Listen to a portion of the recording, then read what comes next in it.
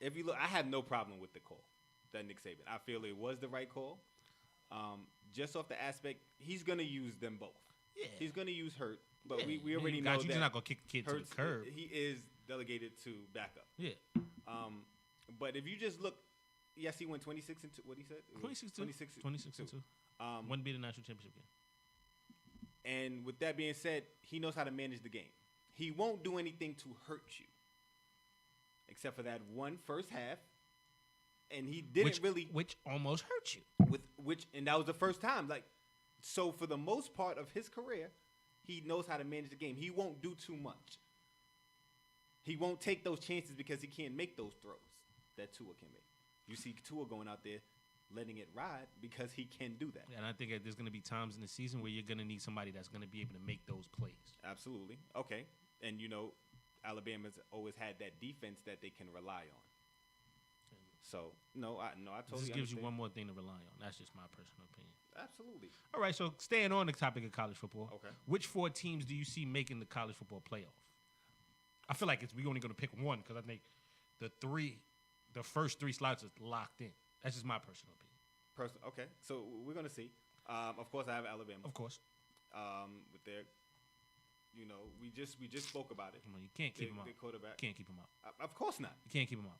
Not if with you Nick wanted Saban to. still there. Yeah, you can't keep him out. Mm-hmm. Absolutely not. I just think they have that dynamic offense, and like you did say, they might be scoring 35 points. I totally agree with that. Which is going to make it even harder to beat because you're not going to score 35 points now. Because now they have a quarterback, a dynamic quarterback. They usually have, just dating back to all their quarterbacks that can manage the game. A.J. McCarron was good, but Tua brings them that different aspect that they haven't seen in the last few years. Agreed. Clemson. Yes. Huge Dabo fan. You know that. Yes. Big Dabo fan. So I'm going to definitely have Clemson back in there. I have Clemson back in there. And they're dealing with a little quarterback controversy as well. And theirs is a little bit closer. Because if Trevor Lawrence, for their first game, threw for, he went 9 for 15, 137 yards. And Kelly Bryant went for 10 for 16, 127 yards. Kelly Bryant's a freshman? Mm-hmm. He's a freshman. I think that's the freshman kid that's from here. Yes. I think he went to Grayson. I think he goes to Grayson. I think he went to Grayson, actually. Obviously, he doesn't go to Grayson. Yeah, but he went. But I think that's the kid from Grayson High School. Absolutely. So, we can look hometown kid. So definitely, I think, yeah. And he's a bad boy. Bad boy. Bad boy. So theirs is a little bit closer in aspect. The only difference between that game really was, Lawrence had 3 touchdowns and Brian had 1. Brian throws a ball. Does he? I was watching. I was like, he throw the ball. Special. And I think that's why Clemson lost. Clemson just I think Clemson's their quarterback was young. He couldn't throw the ball either. Just couldn't make those certain throws. At all. So I definitely have Clemson in there. Georgia. So we've agreed. So we're 3 for 3 right now. Let's get this for the people who's watching who didn't watch last season or forgot. We don't agree. Really? So 3 for 3 is crazy. Okay, so and they have their own nice little quarterback controversy. I feel like this was a list of quarterback controversy. In theirs, yes, you have Jake Fromm. Jake Fromm took him to the national championship. Took him to the national championship. Great job. 157 yards, 2 touchdowns in their first game. Great job. Now they have a nice young freshman. Who was the number 1 quarterback in the nation? Nation. Who's also from Georgia. Georgia is producing some. So, of course, you got to have Georgia in there. Now, my 4th pick, Wisconsin. Ooh, so we didn't go 4 for 4. Hallelujah. But we stayed in the same conference. Okay. I got Wisconsin. I like their quarterback, Alex Honenbrook. Week 1, he went 157 yards on 17 completions. I like them. And, they have that young, dynamic sophomore running back, Heisman hopeful, Jonathan Taylor. He ran for 145 yards. Because it's the last name thing? Why? Because we got the same last name? I think it was a connection, but he's actually that good. Okay. He's actually that good. He's not going to win it, but all right. Listen, Bryce Love is going to walk away with that Heisman Trophy. You're entitled to your opinion. Appreciate it. Okay? Appreciate it. But those are my 4. Who you got? Obviously, we got the same top 3. I'm going to go with Ohio State. And that's actually one of my favorite teams, but I feel like they're going to play with a chip on their shoulder just because of everything that's been going on with the whole Urban Meyer and the suspension thing. It's kind of nasty. I don't think it's going to hurt them. I've read reports and watched interviews, and they're saying that the morale is up. He's going for the first 4 games, right? 3. First 3 games? First 3 games. So I think maybe it should have been 4 or 5. So you don't want them in there? I'm not saying that. I'm just talking about what happened. Maybe he should have got a little bit more. We'll talk on that another week. Yeah, absolutely. So I got Ohio State, but I really, really wanted Miami. I really, really wanted Miami to be there. We spoke about this. I really, really wanted Miami, but I just watched last Saturday, and I watched the butt whooping that they took, and I was just like, you know what? Who they can't score. LSU. All right, so don't make it seem like that. Like LSU was just a bad team that they lost to. LSU is not with the LSU of old, but I told you the good thing about it's not the fact that they lost. It's how they lost. It's how they lost. Listen, it happens. Nah. It happens. No. You was one game away from the college football play. You can't start the season off like that. It happens. I'm still a Miami hopeful. I still want to see Miami in the college football play. Like I told you, the good thing about you should have ride with your team. That means they have to go undefeated the rest of the year. Okay. Don't make it seem like it can't happen. The good thing about them losing, like I told you, is them losing early. I agree. I'm gonna go with Ohio State because I feel like they're gonna stay with your team. Okay. You know what? All right, cool. You're not loyal. You're not loyal. I'm crossing this out. First and foremost, Miami. Fans, he's not loyal. I'm going Miami right here. You see it. Get a zoom in. Cross them out? Get a zoom in. Miami. All right, so let's note this date and time that he went back to Miami. Yeah. He went back to Miami. He tried to leave the bandwagon, but it's cool. Will Smith. It's cool. Okay, so keeping it in college football realm. Yeah. So we have Scott Frost and Jimbo Fisher moving. Now, Jimbo Fisher was in Florida State for 11 seasons. Did his thing. He's actually the winningest coach right now in history, and that's more than Nick Saban. Percentage. Yeah. So that meant a lot. But you know that I heard reports said that that relationship was a little tarnished. So, but he moved on to Texas A&M. Scott Frost went to Nebraska. His alma mater. Yes. That's a lot of that's happening a lot lately. Coaches. As it should. As it should. That's what a lot of coaches do want to do. Come back to their alma mater. So I understand it. Who do you think will have the better first season? Scott Frost. Really? Scott Frost. Please enlighten me. Scott Frost? Why? Please enlighten me. I feel like it's a different dynamic, right?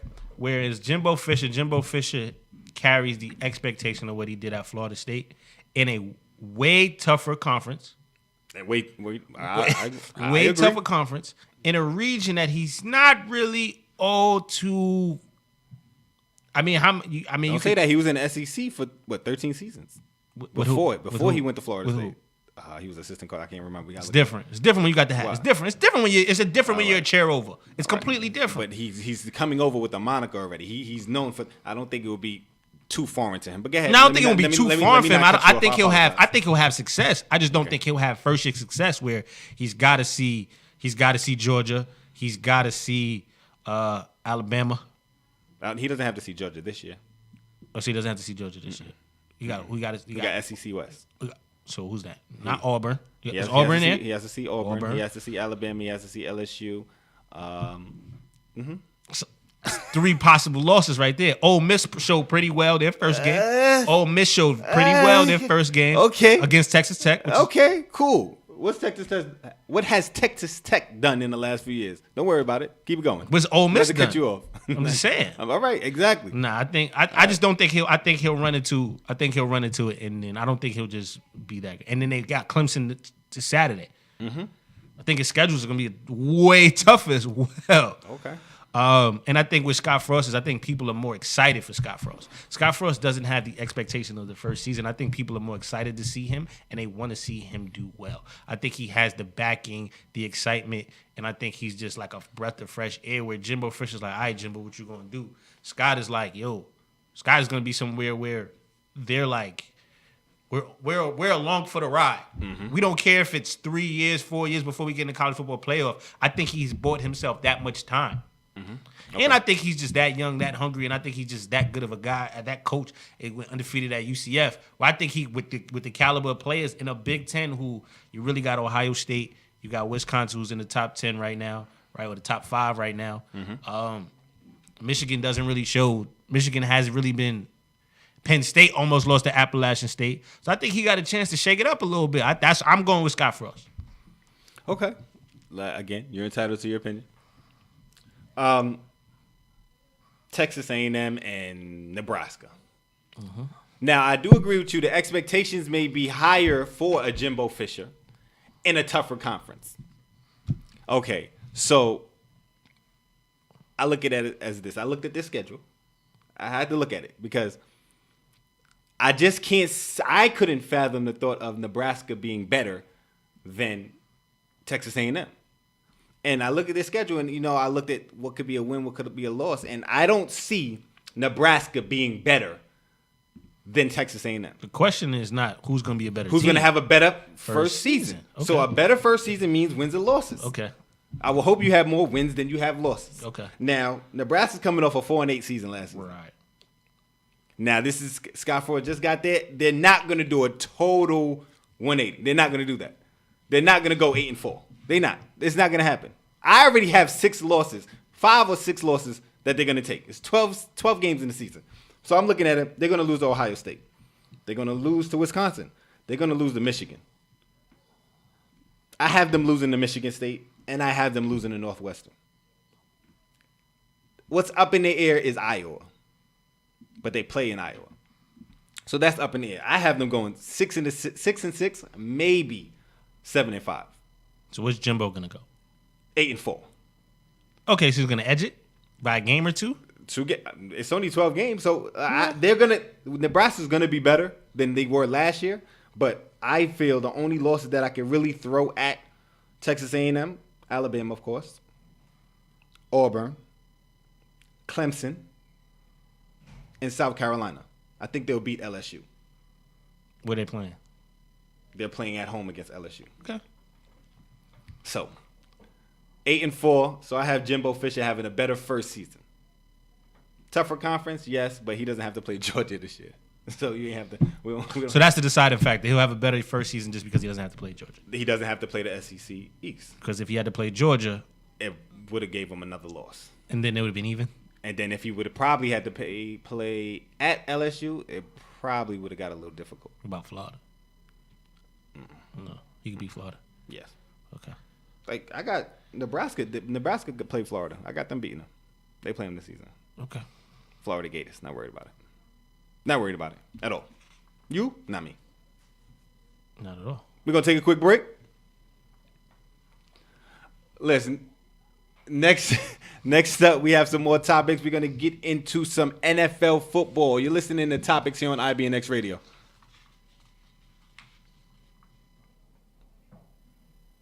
You're listening to IBNX. IBNXradio.com.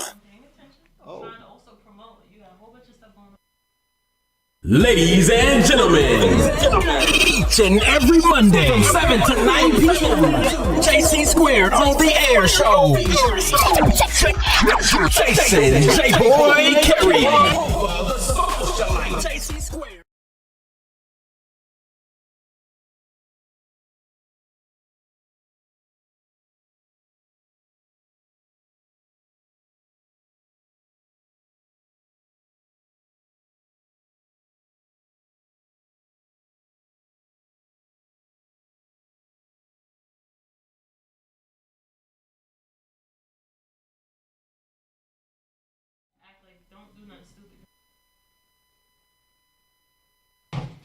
And we're back. You're listening to Top Opinions presented in current sports here on IBNX Radio. Listen, what we're not going to do is do that. She just yelled at you. Was you not involved in it? Nah, that's all you. Were you not involved in it? He always trying to blame me. Always trying to blame me. What we have next? You got yelled at. Let's jump into NFL. It was a crazy free agency last, 2 weeks maybe? That's 2 weeks, Everybody right? getting paid. Ooh. Finally. Made my hands itch. All right, so we're going to jump right into Khalil Mack. $141 million deal with the Bears. After With being who? traded. With who? With the Bears. Oh, my goodness. The Bears. John Gruden, I think, probably put his foot in his mouth when I think he's going to regret this. And the price was too high to keep Khalil. What are your thoughts on the deal? And then also, Gruden's comments. What's your thoughts? You know what? And dating back to last season when we were talking about John Gruden coming back to the Raiders. We were excited. I was excited. We were very excited. You know, I liked that. I wanted him to come back. That was great. I felt it was going to be an improvement for them, especially at the quarterback position. He's a quarterback coach. He knows that position. He's a student of the game. Grew up in the game. Super Bowl champion. Super Bowl champion. What he said was so stupid. What he said was so stupid. So the price was too high on a player who's been a Pro Bowler at 2 different positions. So what mind boggles me is, so basically, you didn't want him to outplay his contract. You wanted him to be a normal player. This is what you wanted. We just gave you $100 million. You telling me you could not find $90 million because honestly, the Bears broke the bank. Like he wasn't gonna probably get this from this offer from another team. The Jets lost out. The Jets was like, we just don't got it. We don't have it. He would have stayed in Oakland for $90 million. We just gave you $100 million to coach. You just got back here. You just got here. I'd be like, you was in the booth. You was in the booth for the last almost 10 years. Take right? 50 of this back. I need it. I need him back. You tell me, the last 4 years, Khalil Mack had 15.5 sacks in his second season. Defensive Player of the Year in his third season. And 10.5 sacks in his fourth season. And you could not find the money to give this man? That's a slap in the face. That's a slap in the face. You're a coach. We understand you're a coach. And at the end of the day, you don't pay players. So I think you should have shut up instead of saying this. Preaching right now. I'm so proud of you. Instead of, we could not find the money to pay.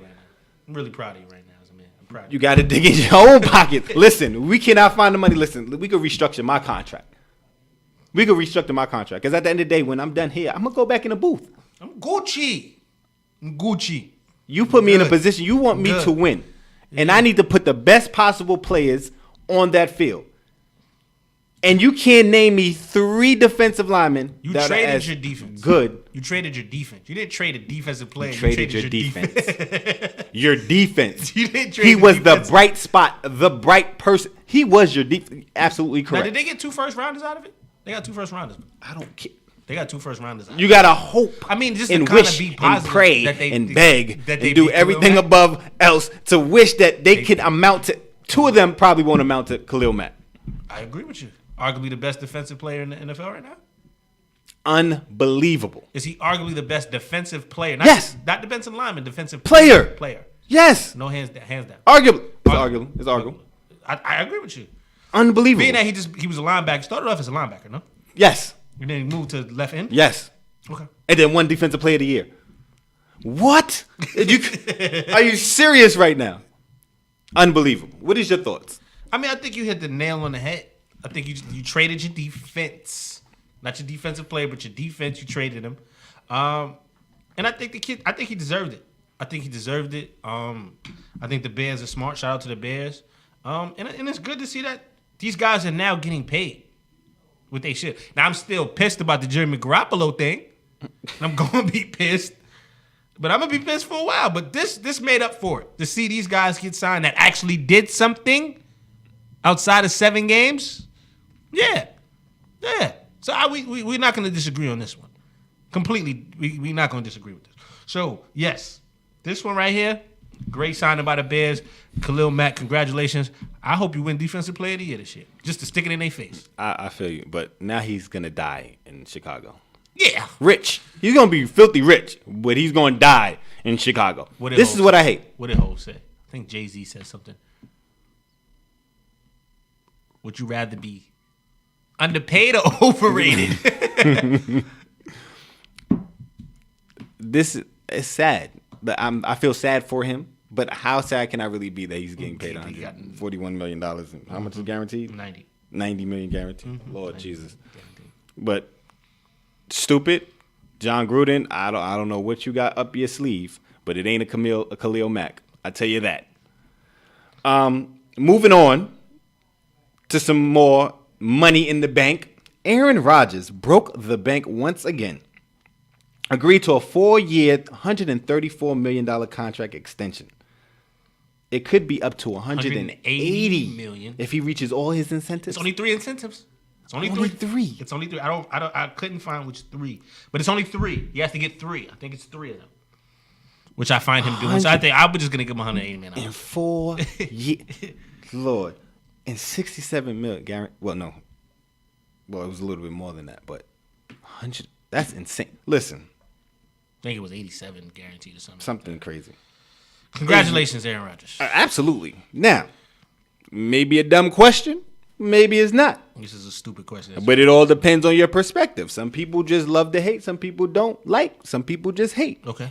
So this is what we do. Right. What's the question? Is Aaron Rodgers worth this huge contract, and where does he rank? Is Aaron Rodgers worth his contract? Did you just ask me that? Yes, I did. If I slap you with my right hand knowing I'm left-handed, did I still slap you? Yes. All right. So is he worth his contract? Yes. Is he worth his contract? Mm-hmm. It's a question. He's been the best quarterback in the NFL the last 3-4 years. You can put him as 1B. 1B with the great Tom. I'm gonna say it, the great Tom Brady. I'm not going to say anything. Okay. I said after he won his fifth Super Bowl, I won't say anything bad about it. You can't say nothing bad about Tom Brady. As much as I want to. But I think Aaron Rodgers has been just as good as Tom Brady.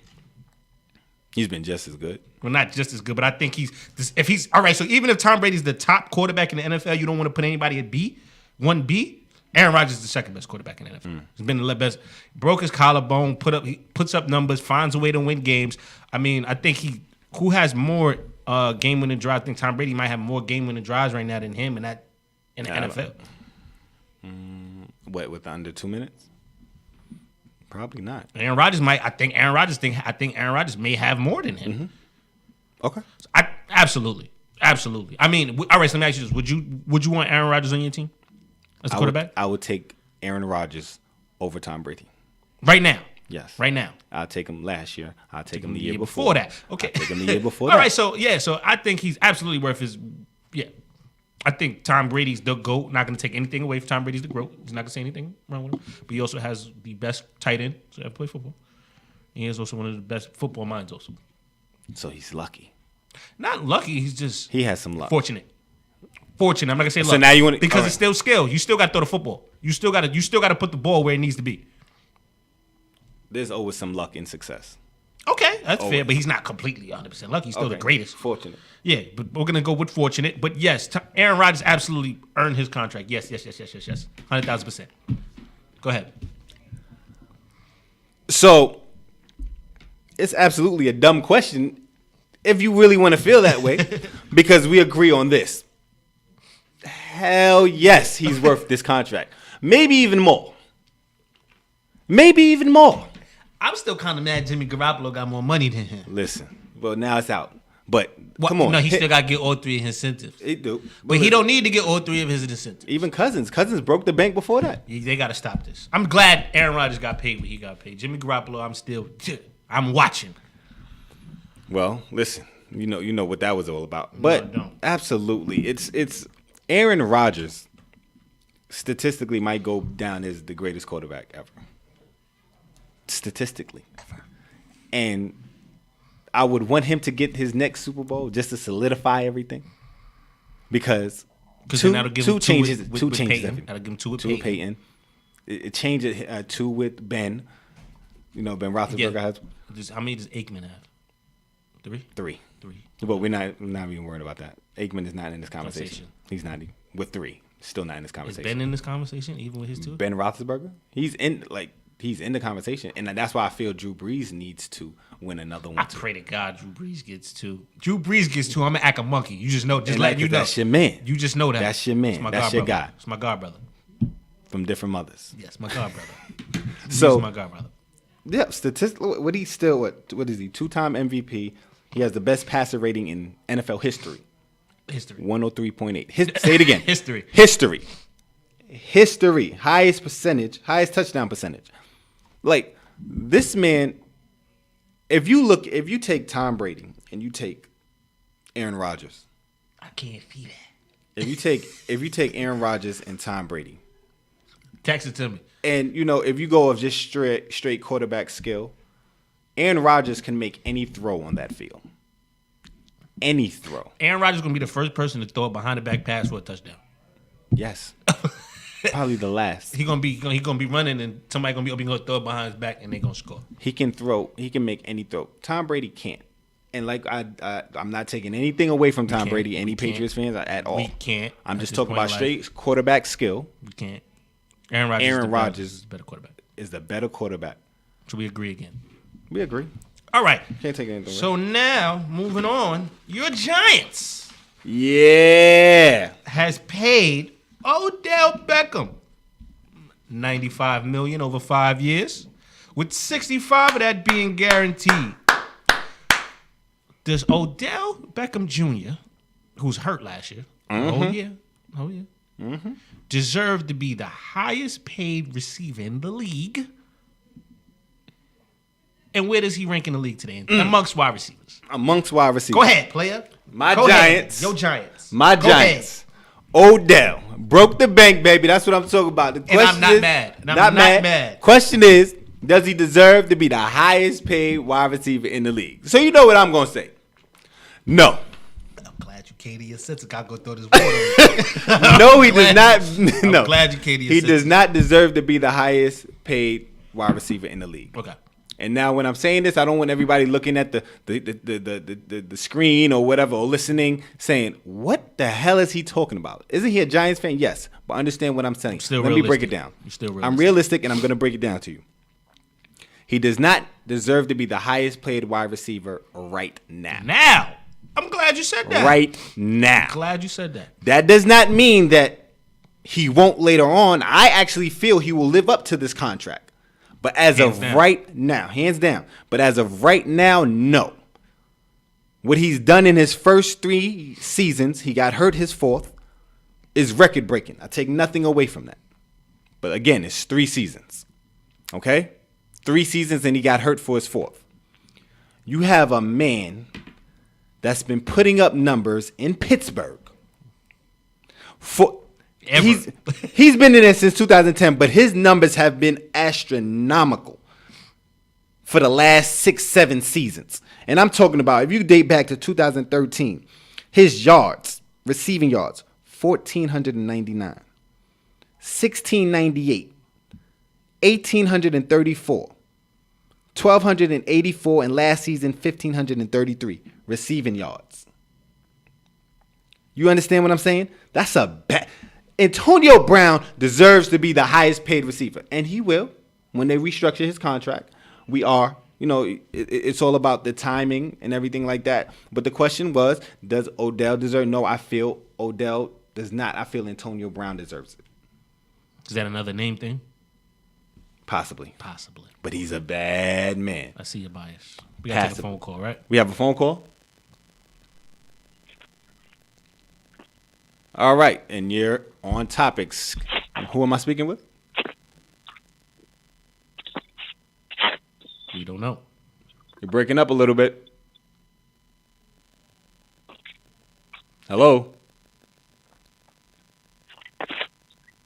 All right, while they get that technical difficulty situated, we could get back into this Odell situation. Odell situation. So again, like I said, I feel Antonio Brown deserves to be the highest paid receiver. He most likely will be when they restructure his contract. That takes nothing away from Odell because I feel Odell will live up to this contract and he will deserve to be the highest paid receiver. Because he does what he does. But do you want me to rank it now or do you want to go first? It's up to you. What would you like? Do you want to speak on who? My whole thing with the Odell Beckham situation is everybody, you paid him $95 million. Kid only played 3 seasons, was hurt for his 4th season. Who else was you going to pay? Eli. Don't be disrespectful to Eli. Who else was you going to pay at this point? So I think he deserved the money. Good to see him get the money. He won't be the highest paid NFL wide receiver in 2-3 years. He won't be. Antonio Brown is going to get paid, and Julio Jones, I think, is going to get repaid. He's going to get repaid. Them 2 guys are going to get repaid. All he did was up the market. Yeah, up the market, and, he was the first one, but I think he'll live up to the contract. Like you said, good to see him get paid. Now, I hope that this money allows him to, you got to mature. Absolutely. Off the field as well, you need to mature. Absolutely. So, want to take this call? We have this call. Call, you're on air with Topics. What's going on? Introduce yourself, please.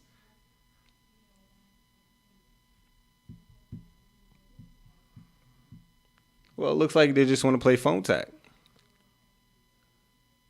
Well, first and foremost, nobody's on the line, so we're going to continue back to what we're talking about. Hey, I love it. I appreciate people calling in, though. We do. We're going to get that situated. Don't worry about it. We're going to, we're going to get it right. Top 5 wide receivers. Go. Top 5 wide receivers. I have Antonio Brown, number 1. Mm-hmm. Julio Jones, number 2. Same. Odell Beckham, number 3. Same. DeAndre Hopkins, number 4. Same. Really? Same. This is interesting. This is very interesting. And number 5, and I really had to look at, the last 2 seasons, because I like A.J. Green, but he fell out my top 5. I have Keenan Allen. What? Huh? Bar? From the Chargers. Who? He put don't do that. I know who Keenan Allen. 13, almost 1,400 yards last season, 6 touchdowns. Yes. And I have A.J. Green and Mike Evans on the out. I have Mike Evans 5. I figured that. I have Mike What did he put Evans up? What did he put up? 1,000 yards? It was like 1,033. Yeah, but it's just your quarterback says you got Ryan Fitzpatrick throwing you the football. Because Jameis, I don't know what's going on with Jameis Winston. Jameis Winston is not Fitzpatrick. He's not. But I don't know what's going on. So that's my 5th. I like Keenan Allen though. Okay, I like Keenan Allen, but I think Mike Evans is the better wide receiver. Not from a number standpoint. I think he's just the better wide receiver. Bigger, more athletic. I mean, again, you're entitled to your opinion. Yes, I know. So I'm not going to knock you for you. I'm not. But I have to remind myself because sometimes I just want to just throw your list somewhere. Okay. But sometimes, I respect it though. Because you want to throw it somewhere, but it's fine. Don't lie to me. That's why I say. That's why I said. All right, cool. You're entitled to your opinion. How much time left we got before commercial? You getting on my nerve. Listen, it doesn't matter. Be a long 2 minutes. But it's going to be a long what? 2 minutes. But why do you feel that way? Just because you get on my nerve. But we can talk about people getting paid. Well, Aaron Donald? Aaron Donald got paid. Deservingly got paid? You think so? What? Why do you feel that way? No, hands down, he deserved to get paid. Listen. Why do you see? And then you want to throw my list up, but then you ask me these questions and be like, why? What do you mean? But why? It sparked the interest, though. What interest? Some people may feel that. About? Some people may feel he don't. Somebody call in and tell me that Aaron Donald did not deserve to get paid. Text me, DM me. Somebody tell me that Aaron Donald did not deserve to get paid. Everybody's not going to agree with things. Some people may feel Khalil Mack didn't deserve that contract. Some people may feel Odell didn't deserve that contract.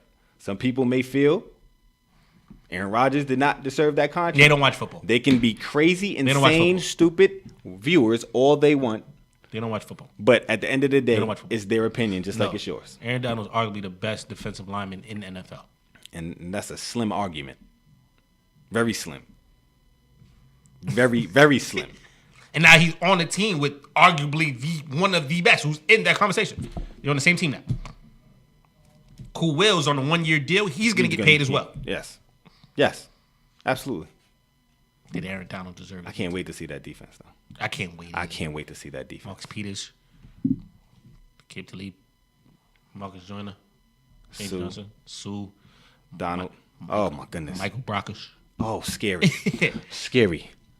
Aaron I can't wait to Monday Night Football. Monday Night Football. We're going to talk about them picks, too, later on. But we got to take a quick break. When we do come back, we have some NBA talk. Yes, I finally get to have some fun. Yes, my turn. Yeah, we're going to have that NBA talk. Y'all about to really see me get petty and real light skin this next topic. Hallelujah. All right, you listening to the topics here on IBNX Radio.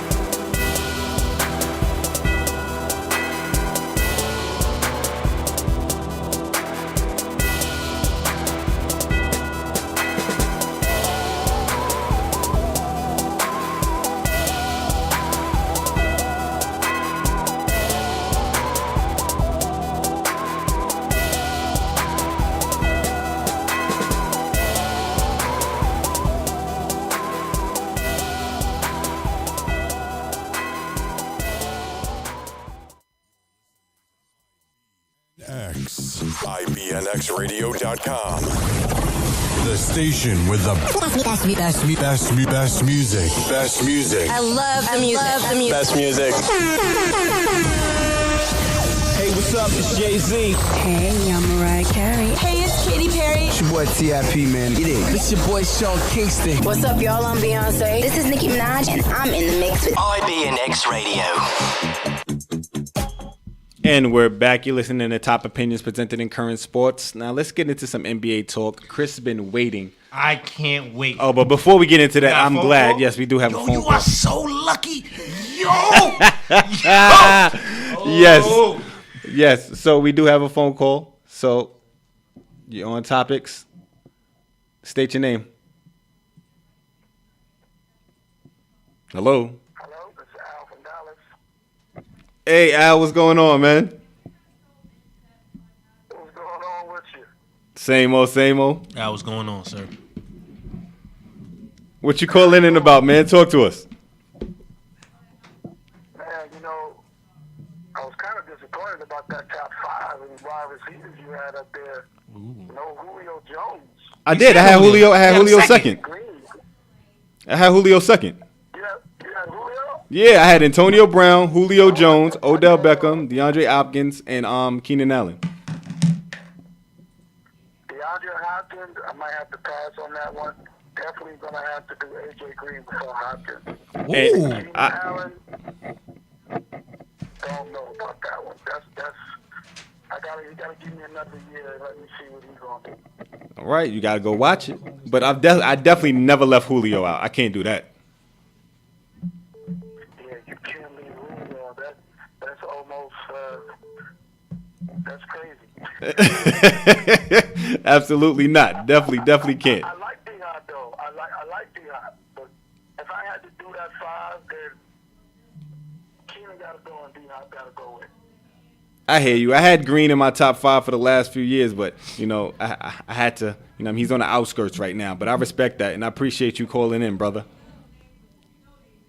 Oh, no problem, man. Support the show. I wish you guys the best. All right, appreciate it, man. You listening to Topics here on IBNX Radio. Yes. Al, we appreciate you calling in once again. Again, My man appreciate Al from that, Al. Dallas. But yo, it is now time for me. Can I get a drum roll, please? Since you ain't gonna give me one. To be petty and light skinned. Yo, I got a question for you. You. Hey, sorry. Let's go. Let's get to it. I'm talking to you. Let's get to Can you it. please acknowledge me while I'm Let's talking get to it. Let's please? get to it. We have a show to handle. Let's get to it. I got a question for you. Can I ask you a question? Please? Absolutely. Yes. Absolutely. Yo, LeBron James is a Laker. Right? If I'm not mistaken, he's a Laker. Right? I pray we get a call, but go ahead. and you are a Laker fan. Mm-hmm. Is that correct? Absolutely. So that means, technically, you have to cheer for LeBron James now. Right? Am I wrong? What's the question? The question is, how do you feel about cheering for LeBron James as a Laker? Well, so, and this has been the question that's been surrounding me. I've been getting calls, texts, DMs, and you've waited Couldn't wait. for this For this to platform, be on air, for this platform. to do this. I did, and I couldn't wait. Because I'm a diehard Laker fan, because I'm, of course, from Kobe. Let me cut you off. I'm sorry about that. I just want people to understand why I'm so happy that LeBron is a Laker. Not because LeBron legacy gonna win any more championships. I really don't care. It's the fact that I win now when I argue with Tone. Because now he either has to cheer against the Lakers, which doesn't make him a fan, or now he has to cheer against LeBron. Cheer for LeBron, who he absolutely hates. So therefore, I win either way. But continue. Go ahead. I'm not gonna bother you. I'm sorry. I'm gonna pick my feet up. All right, first and foremost, I don't want anybody to feel like I hate LeBron. I don't hate LeBron. I hate LeBron James fans. Okay. There's a difference. Okay. Which makes me just want to strangle every LeBron fan ever. Okay. But You wanna strangle me?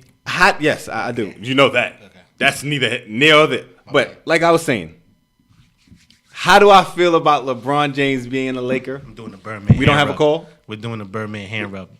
We don't have a call. I would He's like trying to avoid this because he wants to call. Answer the question while I do the Birdman hand rub. You know what? Birdman hand rub. I'm not gonna lie. In the beginning, I didn't want him to come to Lakers. Why not? Because I think he should go to. Where? I wanted him. He could go to Philly. Okay. Or when I LA, he go to LA. He went to LA. You know what? And I'm gonna keep it real. As a basketball fan and a realist, right? I'm glad LeBron James is in the Lakers. Why? Because now you got the Lakers can be relevant. The Lakers were gonna be relevant this year, regardless. That's first and foremost. They were gonna make the playoffs this year. Yeah, right. But why could you be mad that one of the best players in the league is on your team now? They said take the call. So we're going to come back to that, but we have a caller. You're listening to Topics. You're on Topics. And who are we speaking with? Introduce yourself again, caller, please. We didn't get that. I'm sorry. Hey, how's it going? This is T.Banks calling in from New York. T.Banks, what's going on, brother? Doing good, man. Just wanted to tell you guys, happy that you're back for second season. Continue blessings. Love the show.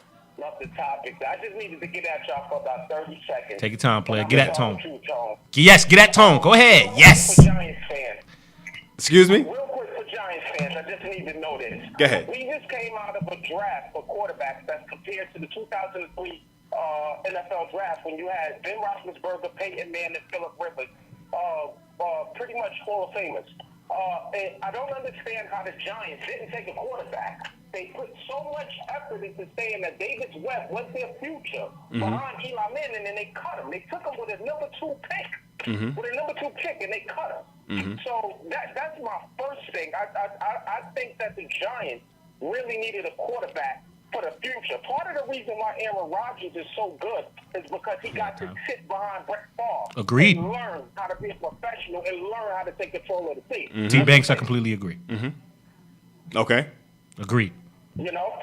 And then my second thing for Mr. Taylor, which I do not understand, how was Jarvis Landry not in that top 5? Ooh. Okay. Top 5 receivers. And you look like him, too. How is he not yet top 5? And let me tell you, I'm a Keenan Allen fan since he played at California. I like him and I like his brother at California. How is Jarvis Landry not in that top 5? I messed up. Okay. So now, I'm glad that you let that off your chest, T-Banks. I'm glad that you got that all out. I felt like it was really brewing for you to get that out, and I'm glad you was on air. But now it's my turn, and I'm gonna let you have it because this is what I do. So first, when you spoke about the Giants, right? So you're not understanding why they didn't take a quarterback, correct? Okay, so now with that being said, the Giants do have a quarterback that they do believe in. Regardless if you feel that you believe in it or not, that's your opinion. But again, the Giants feel they still have a quarterback that they can believe in. A quarterback that's been ready, a quarterback that's been proven. The only thing that's been hurting them the last 6, 7, 8, 9 years is they had no offensive line to protect that Eli Manning quarterback. Excuse me. So they did not have that. So with that being said, they went out and got Nate Soldier, who was the left tackle for who? Tom Brady, right? So now that you have that left tackle maintained, now you have that, and that's able to maintain your quarterback. Now, who was the best player in the draft? Quarterback, receiver, running back. Who was known as the best player in that draft? Hands down, they said it draft day, pre-draft, and after draft. Who was the best? Who was the best player? Please tell me that. Who? Saquon Barkley. And who did the Giants draft? Because they did not have a run game since they had Tiki Barber and I forgot the other one. They used to call it ground and pound, Earth, Wind and Fire. When they won, they had Bradshaw and somebody else when they won a Super Bowl, but they didn't have that offensive line.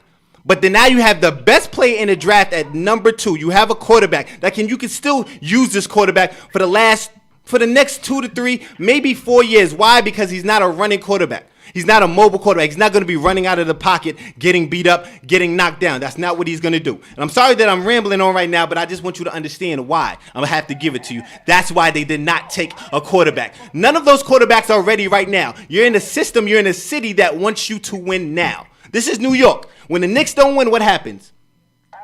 They kill them. When the Jets don't win, which they are like second fiddle, nobody really cares. But if the Giants don't win, what happens? They get killed. We want to win right now. 2 years ago, we went to the playoffs. The next year, Odell gets hurt. We don't go to the playoffs. What can we do? We need a dynamic player. We drafted a running back, the best player in the draft. So that's going to answer your question, sir. That's going to answer your that should answer your question, sir. Huh? Yes, it does. But can I say just one thing before I leave? Absolutely. You are absolutely correct. You are absolutely correct in drafting Saquon Barkley, but this is the thing. Okay. Le'Veon Bell, he's the best running back in football. He was taken late in the first round. No running back in the past 5 years has been taken that high. Okay. The message shows that you can get a great running back, but you can't get the great quarterback. Okay, was any of them touted as high as Saquon Barkley coming out of college? Don't worry, I'll wait. Regardless of the fact, yes, everything is based off potential. Everything is based off potential. So we're not going to go off history because we're not going to know. None of those quarterbacks are quarterback ready right now. If any of those quarterbacks start right now, they're dead in the water. But I understand, yes, but we in a system where we need to win now. We in the NFC East. They're not waiting for us. I hear you. All right? I don't want to take up all the time, brothers. I will be listening. I can't wait to call back in next week. Y'all brothers have a blessed night. I love the show. Thank you. I appreciate it, Thank T. you, Banks. sir. We appreciate you. I appreciate you, brother. And shout out to Godsville. That's what he represents. I appreciate that, man. So, let's getting back. You know, I had You this. okay? You need woos? Who? I need some water. You want So, you woosah? want to take, because we got to get back into this, right? I'm scared. What you mean? I'm scared. You yelling. Why you yelling like that? Listen, I'm passionate. I like when the fans call in, baby. Wow. I like that. But Stephen A. Taylor, my bad, man. Stephen A. Taylor, my bad. But let's get back to this LeBron talk. I'm happy that he's in LA. Mm-hmm. I would be a hater. Mm-hmm. And I would not be a realist if I was not happy that LeBron James is in the Laker jersey. At the end of the day, I am a Kobe fan. He cannot replace Kobe. I don't think he signed to replace Kobe. No, but what I'm saying is a lot of people that don't want LeBron, but that's still angry that LeBron is in LA is, oh, you know what? If you like one, you can't like the other. That's how it's always been in sports. If you're a Peyton Manning fan, you can't be a Tom Brady fan. Agreed. Understand? Yeah, I understand. I So get that. if you're a Wilt Chamberlain fan, you couldn't be a Bill Russell fan or a Kareem fan. Even though You they know, both were Lakers. at separate times. Right. You know, but not Bill Russell. But you know, But it's Kobe and LeBron have been Lakers at separate times. absolutely. So I'm happy. I'm excited. I'm excited for this really? season. You know, it's still gonna feel weird to cheer for LeBron James jersey. If I buy You you know, a LeBron jersey, so you go at wear the it? end of the day, yes, I'm rooting for the Lakers, and LeBron just happens to be on the Lakers. Ooh, okay. Okay? Okay, it doesn't happen. But I wish him nothing but the How best. good are the Lakers going to be this year? I feel they can be. I feel they will be in between 4 to 6. 4 to 6. Between 4 to 6. I feel. I like how San Antonio, even though people say San Antonio might take us to. I thought San Antonio won the trade. I feel they're gonna be good. They're still gonna be good. System is there. The player that they received is a dynamic player. So, four-time NBA All-Star. You understand? 4-time NBA All-Star. So I don't. You know, of course, you're gonna have to go to stage. You're gonna have Houston. It all depends on what OKC team you get. That can determine 4 or 5. You know, Utah will be around there. Let's see how they regroup from last year. You know, they surprised the league. But yeah, that's my thoughts. I don't want to get too much in depth in the LeBron talk. But go ahead. You asking me how I feel about LeBron? Being in the Laker jersey and where will they? Are you asking me? For Yes. real? Yes. Oh, okay, I didn't think you cared. I do. I care. Today. Just today. I'm happy to see you suffer as a Laker fan. I'm happy to see you suffer as a Laker fan. Whenever the Lakers are on TV, I'm coming over. I don't care how late it is. I don't care what time I gotta be to work. If I'm not around, I'm calling you. We're gonna watch it on Instagram Live. We're gonna interact whenever the Lakers play. Because I gotta watch this. I can't wait for this. I cannot wait. You're loving this. Cannot You're loving this. wait. You're loving this. And I'm tired of, Please you know what? cue up all of the clips from LeBron last year, please, and just play them on a reel. And now all of that, he has to now cheer for LeBron James. I could care less if they don't make the playoffs. LeBron James came to the Lakers for after basketball. for after basketball reasons. He's retired. He's going to retire in LA. I think the Lakers will be the 5th best team in the Western Conference. Okay. I think OKC might edge them. Okay. Just from they're not really losing too many guys. Guys have played. They had that 1 year. I think a lot of guys are going to try to figure out what they do well with LeBron James. The pressure of playing with LeBron James, trying to figure out that. Pains. So they're going to go through the growing pains. So they're not going to come out knocking it out of the park. Mm-hmm. But I do feel they'll get it going. They'll make the playoffs. They'll be better than Utah. Yes, okay. I think they just on paper. I mean, let's also look who they added. Rajon Rondo, absolutely great pickup. Love the pickup. Love the pickup. I think Lance Stevenson to come off your bench, another good pickup. JaVale McGee, it's okay, but still re-signed Kentavious Caldwell-Pope. The thing is, you needed shooters around LeBron. Caldwell-Pope, Kuzma, Ingram, and I think you set up the Lakers for success because you just bought out Luol Deng, and now you can go sign another max player. Man, so now you can go get 2 guys. That's what we needed. So now you can go get 2 guys. We needed Deng. I'm gonna say that you're looking at the end of Lonzo Ball in LA. Really? Yes. I think they get rid of Lonzo Ball. No way. I think so. I think so. I think sign him for. I think he's gonna benefit from LeBron, and LeBron's gonna benefit from Lonzo this season. How do you play them together? That's my question. Why not? What does Lonzo do when LeBron has a ball in his hands? He can't spot up. All right, so LeBron is gonna have to. They're gonna both learn new things. Okay. Interesting to see. Sometimes they can't. You say you can't teach a old dog new tricks, but we're gonna see.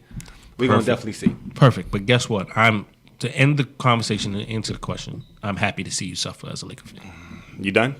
Or you finished? Nah, I'm gonna keep going, but we can move on. What we have next? Next topic. What we have next? Because I'm tired. Well, we spoke about this briefly. Kawhi is now a Raptor. Okay. DeMar DeRozan is now a Spur. I think Kawhi goes to the Lakers next year. That's just my personal opinion. But what do you feel about that? What do you think of the trade? I mean, it was a temporary move. Toronto really didn't want to be there. Toronto really did this to see if they can really persuade Kawhi to stay. From what I'm not, they say Toronto is a great basketball city, cold city, extremely cold. But they're trying to persuade him to stay, which is going to be tough. He wants to come back, but I didn't get their move, but I don't understand it. I'm not going to sit here and try to think about it or try to understand it because it's just not going to make sense to me. You fire Dwayne Casey, and then you get rid of your best player for a player that doesn't want to be there. Doesn't make sense to me at all. Doesn't. So the Spurs won the trade. Absolutely. I actually think that Toronto they'll be good this year. I think LeBron James is out of the East, so yeah. They'll be good. They're not gonna come out the East, but they'll be good. They wasn't gonna come out the East regardless. They had a better chance. Their main now because Boston they had a better chance of who getting swept again. By who? Who's gonna sweep them? Oh, you talking about now? They got a better chance. Yeah, they would have. They would have. That's what it looks like. Yeah, they're gonna lose. I can't. So, or Washington. Washington got Dwight. They got a little better. I don't know what hump they're gonna get over though, but and I see them losing to Indiana as well. I still think Indiana's gonna stay in the middle of that pack because I still got Philly up there. They gonna lose to Philly. That's 3 teams they're gonna lose to, and I think they'll lose to Milwaukee. But they won't have to play all 3 of those teams. And I think they'll lose to Milwaukee as well. No, they'll be the 5th best. No, they won't be. They won't lose to Milwaukee. No. Yeah, no, I don't trust it yet. But he'll end up in LA. He'll end up in LA, but I don't know if he'll end up in Lakers. I think it's probably like 60-40% chance. I feel there's a 60% chance he lands in LA, the Lakers, and I think it's a 40% chance he lands with the Clippers. But he's going back to California. But he's going to go back to California. Okay, that's fair. So that's what I feel. Carmelo Anthony is now in Houston. I like this topic. I'm not going to because I'm a Melo fan. Me too. Can Carmelo Anthony help the Rockets past the Warriors? Can he help? Hell yeah, he can help. No. He can help. Yes, the hell he can. I'm gonna give you a name while he can't. Go ahead. DeMarcus Cousins. That's not the question. The question wasn't, are they going to do it? The question is, can he help? Oh, yes, yeah. he can. All right, then. I can still grow to be 6 feet before I die. No, you cannot. Why not? No. You stopped. Why? That's not a can. That cannot happen. Okay. No, at all. That's not even close. That's near. No. Appreciate you shooting me down like that. Appreciate it. You know. I'm just being real with you. Appreciate it. That's what the first and foremost is what we do. We family. That's what we're supposed to do. Keep it real with each other. But yes, he can help. Still hurt. At the end of the day, you have Carmelo Anthony as your third option. I don't think. There's a better third option. I know. No, there's not no better third option in the league. No, agreed. Not at all. I don't. OKC was never a good fit for him, and I said it before he went there. Houston is a way better fit. Why? And I'm gonna tell you why. Why? They have a point guard named CP3. I know his name, but what about the coach? That's fine. Don't worry about the coach. They have a point guard named Chris Paul. Dynamic. One of the greatest point guards ever. Say it again. One of the greatest point guards ever. Appreciate it. Now, when he has history shows, when Melo was that guy, when he had a great PG, good PG, success happens. Who was a great PG then? Okay. Jason Kidd? Huh? Jason Kidd? When he had Jason Kidd that one year? Jason Kidd, they were second in the East. The only thing that happened when they got to the playoffs, everybody realized they was 50 years old. Yeah. And they died. She was 60. Old.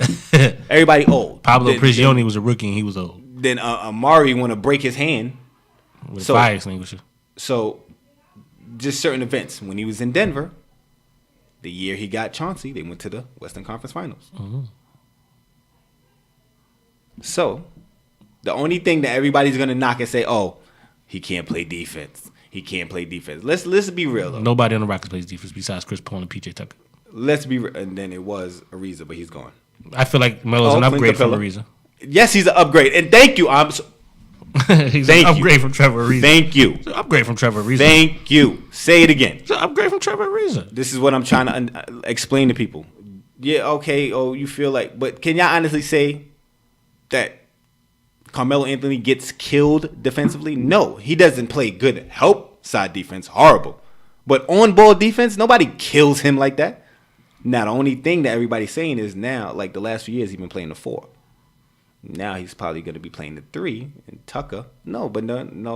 They're going to finish the games with Chris Paul, James Harden, Eric Gordon, Melo, Clint Capella. So now what I like about that matchup is now the Warriors can't double.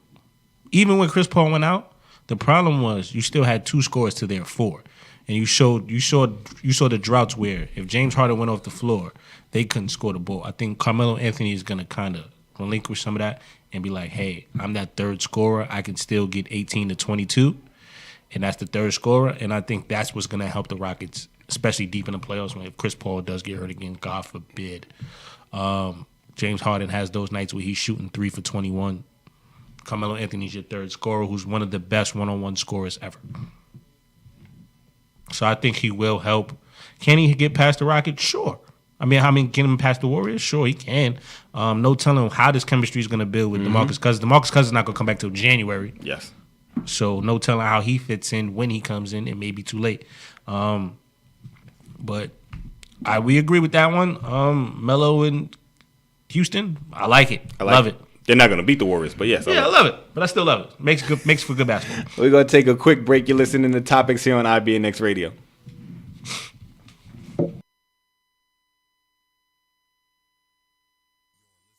IBNX. IBNXradio.com. The station with the best music. Best music. I love the music. Best music. Hey, what's up? It's Jay-Z. Hey, I'm Mariah Carey. Hey, it's Katy Perry. It's your boy T.I.P., man. Get it. It's your boy Sean Kingston. What's up, y'all? I'm Beyonce. This is Nicki Minaj, and I'm in the mix with IBNX Radio. Ladies and gentlemen, each and every Monday from 7 to 9 p.m. JC Squared on the Air Show. Jason J-Boy Carey. JC Squared on the Air. The reason. Good music. Celebrity birthday. The daily segment.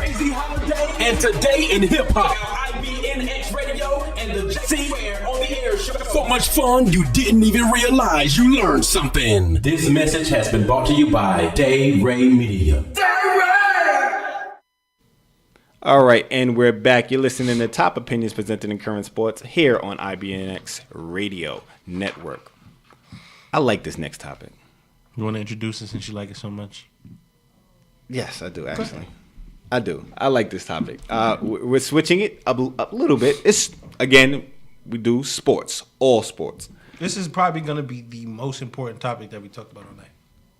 I'm glad that you agree. But the great one, Serena Williams. Say it one more time. The great one, Serena Williams. We're going to jump into some tennis. But we're going to jump into greatness, period. Athletes across the board. So now, you know, she's definitely noted majority. Excuse me. Bless me. I'm sorry. Bless you. Been holding that for like brother. 3 blocks. Had to get that out. I'm sorry. Woo. We ain't ESPN. We don't got nobody that blocks neither. Listen. So she's daily noted as the greatest tennis player ever.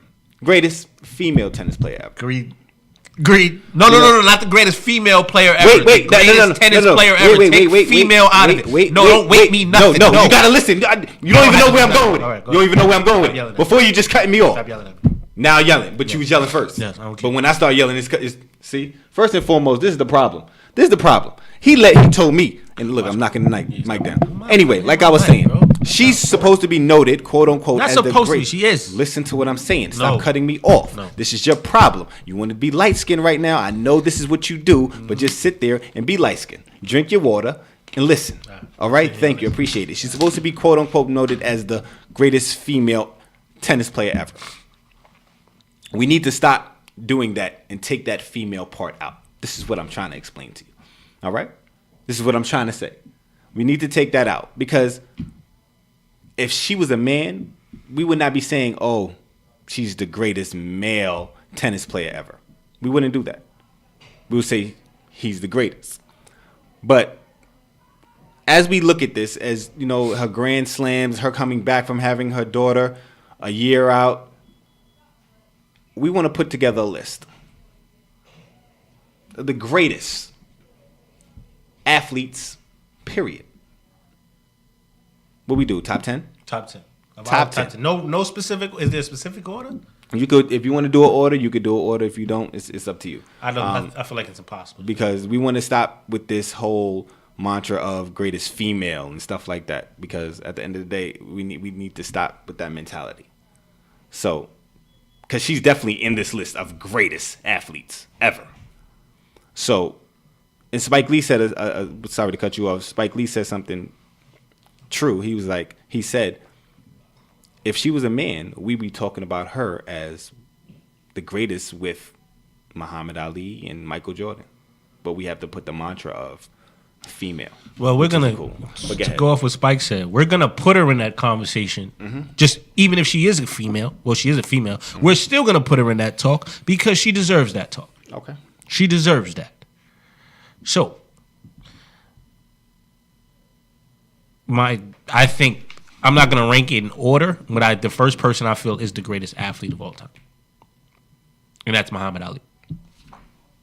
Muhammad Ali is the greatest athlete ever, in my opinion. Muhammad Ali was so great. And I was going to ask you why, because I think when we speak about this person, we have to go a little in depth. In depth? So let's do it. Person? Let's do it. Muhammad Ali is so great that they sent him to jail, or tried to send him to jail, because he was so great.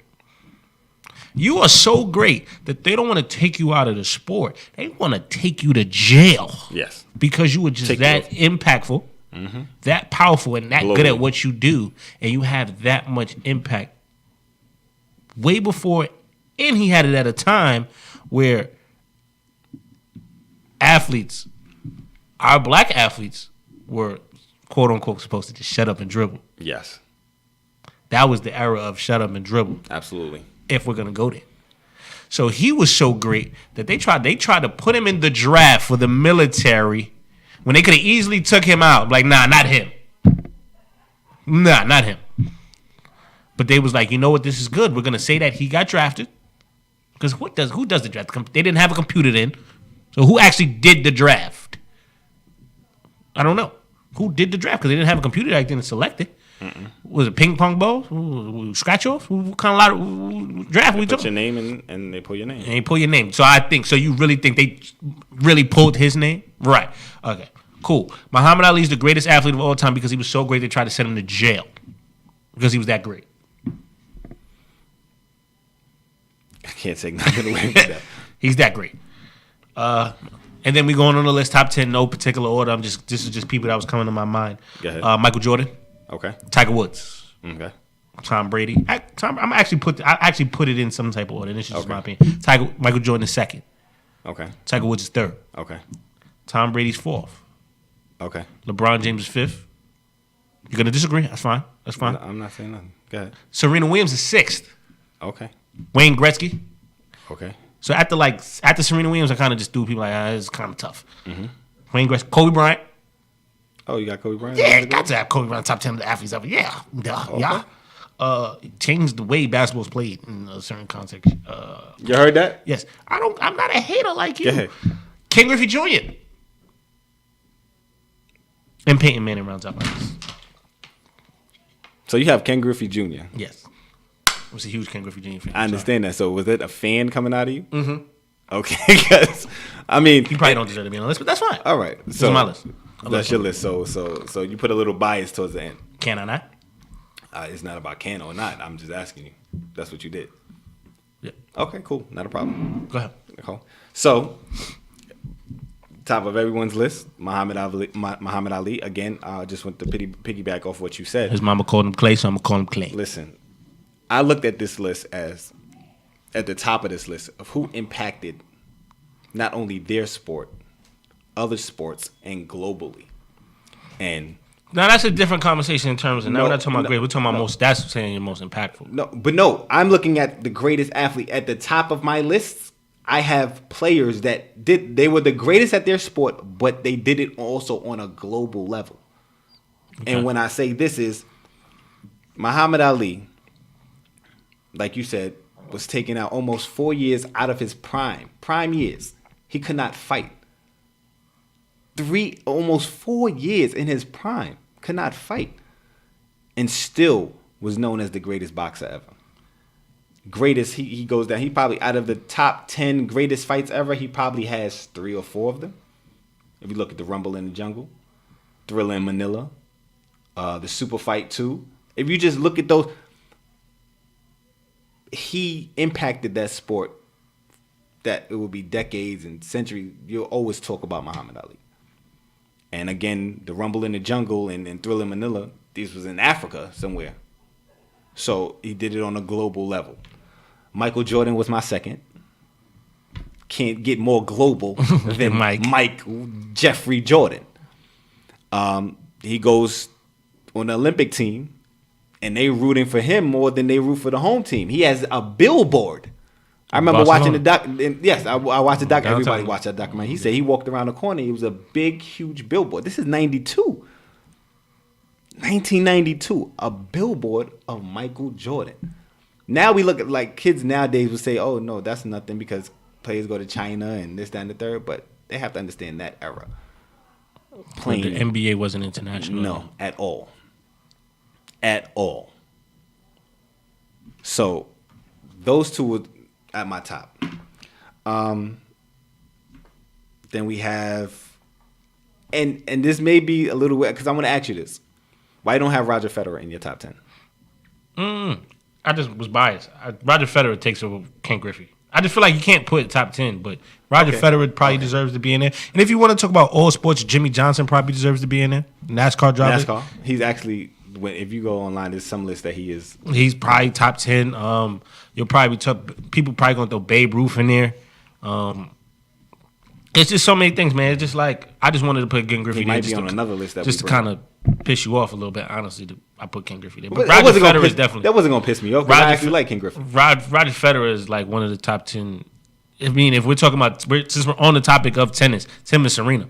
Yes, absolutely. In so tennis, I have Roger Federer and okay. Serena. Okay, that's fair. Michael Phelps, Oh, that's a good one. Yo. The greatest Olympian and ever. the crazy part is, you kind of forget about Michael Phelps just because you get the Olympic. You get Michael Phelps once every 4 years. Because we don't watch swimming. We didn't watch that. Okay, yes. It's kind of tough. You see what I'm saying? Absolutely. So I completely forgot. I apologize to Michael Phelps. Michael Phelps knocked somebody off this list. Yes. Michael Phelps. Because I looked at every aspect. I got Usain Bolt. Okay. Another good one. I like your list right now. I'm not even going to lie to you. I like your list right now. I definitely had Tiger Woods. Okay. Wayne Gretzky. You had the great one. Not, hands down. Wayne Gretzky, Jerry Rice. The chat said Deion Sanders as one of the greatest athletes. Not one of the greatest football players, but one of the greatest athletes. The chat said that? I feel like Bo Jackson deserves it before Deion Sanders. If we're going to bring a football player. Yes and no. Why? Because, and you know what? I'm glad that y'all brought up Deion because I can understand that. But I wouldn't put Bo Jackson over Deion because Bo Jackson got hurt too early in his career, football-wise. Now, the only player, this is some trivia for anybody watching, because I like y'all brought up Deion. The only player that ever played in the Super Bowl and the World Series is Deion Sanders. Prime time, baby. Now, Deion Sanders as a football player, top 5. He was actually good. He was an all-star in baseball. Wasn't Bo Jackson an all-star in baseball? I don't know if he made it. I think he was an all-star in baseball. Maybe. But with the Royals, he wasn't an all-star with the Royals? I'm not too sure. I remember he ran up that wall. I remember that. But Deion, I can see Deion. Okay, I understand it. But right outside, top 15 maybe. I won't knock it. But yeah, so that was my list. I said everybody, right? Yeah, Jerry Rice. Over Peyton? Over Peyton? Yes. Okay. Great. Who's the greatest football player ever? I don't know. Jerry Rice is the greatest football player, not the greatest receiver. Greatest football player. They said the 2002 Tone Taylor. 2002 Tone Taylor. I'm gonna shut up. You know, I'm gonna shut up. Nah, not 2002 Tone. That was young. Maybe so 2000 what Tone was top 10 greatest athletes. I'm gonna say 2010. 2010 Tone. 2010 Tone Taylor was bad man, boy. I tell you that. You seen it? Don't do that. I'm sorry. Don't do that. I'm sorry. Okay. I'm sorry. I'm gonna apologize to you. But in 2010, you were one of the top 10 greatest athletes ever. And then 8 years later, you're here with me. Yes. I'm sorry. The decline is crazy. I'm sorry. I'm trying to tell you. I apologize. 8 years ago, I was in my prime. I was 26. And now you're here with me. Yes. Talking about it. I'm sorry. Talking about me. Talk about it. First and foremost, we love you. There's a lot of other things you could be doing besides hosting the show. Nah, this is the love. This is what you got to do. This is what you got to do for the love. So, let's jump into our fan topic. Yes, please. We have to show love and appreciation to our fans. You know, we put up a post to submit any fan topics. I'm sorry that I couldn't choose everyone's topic, but we narrowed it down to 2. And actually, there was a few people that actually named this first topic. We weren't actually going to talk about it because it is a little controversial, but we understand that that's what the fans want. This is what the people want. And what do? We're nothing without you. So yes, we're going to talk about this. Bring it on. I want to shout out the person that put it in, that submitted it for me. I guess you can say. Do you remember who? Yeah, my man, my high school teammate, Clayton Sterling, rap out of Brooklyn, Claymore Live. Follow him on Instagram. He put it on my page. Okay. And for me, it was my college teammate, one of my college teammates, like a brother to me. Wayne Ennis. He's on Instagram as well, Wayne456. But he submitted this as well in the chat with all my brothers. So I appreciate that. So basically, what are your thoughts of the new Nike campaign? How do you feel about people boycotting Nike? So it's like a 2-part question. This can be real in depth because. All right. So with the campaign with Colin Kaepernick, that's the one we're talking about because it was 4. It was we only Serena, yes, Colin Kaepernick, and LeBron, and OBJ. I mean Serena. No, it wasn't OBJ. You know, it was OBJ and LeBron. And the rookie with the from UCF with the hand that went to Shaquem Griffin. But the four I seen, the four major ones was LeBron's More Than an Athlete, Serena's Girls from Compton don't just play tennis, they dominate. Yes. I think Colin Kaepernick was the most dynamic with the. He's the face of it. He's the face of it. With the state, what was the slogan? Sacrifice. I mean, stand up for something, even mean sacrifice everything. Thank you, Nike, for standing behind this person. I understood the business side of it. Very, very, very good marketing tool. Because the people who are gonna boycott Nike don't buy Nike anyway.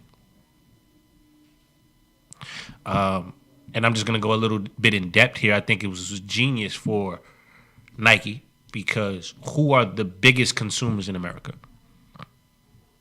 Consumers? Biggest consumers in America. African Americans?